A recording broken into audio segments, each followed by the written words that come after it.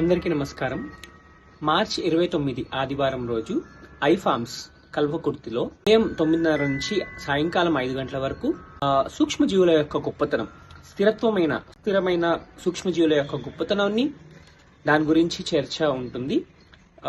దీని పట్ల అందరూ కూడా అవగాహన పొందడం చాలా ఇంపార్టెంట్. అప్పటి కాలంలో ఆ వాతావరణంలో ఆ సూక్ష్మజీవులు చాలా బలంగా ఉండింది.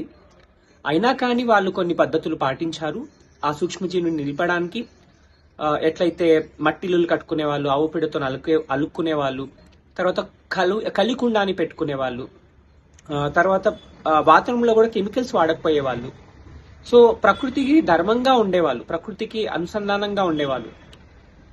కానీ ఈ ఆధునిక కాలంలో మనము అన్ని కూడా డిఫరెన్స్ అయిపోయాం, చాలా దూరం వెళ్ళిపోయాము. కెమికల్స్ వాడుతున్నాము, రేడియేషన్స్, ఈ ఫోన్ వల్ల రేడియేషన్స్ ఉన్నాయి. సో ఇవన్నిటి వల్ల మైక్రోబియల్ యాక్టివిటీ తగ్గిపోయింది. పెరుగు తీసుకున్నా కానీ చాలా మందికి మైక్రోబియల్ యాక్టివిటీ లోపం ఉంది. మాంసాహారులకు కూడా B12 డెఫిషియన్సీ ఉంటున్నాయి. ఎందువల్ల అనేది దీని గురించి చాలా విషయాలు తెలుసుకుందాము. సో తప్పకుండా ఈ అవకాశాన్ని సద్వినియోగపరచుకోండి. ఈ కార్యక్రమానికి విచ్చేయండి.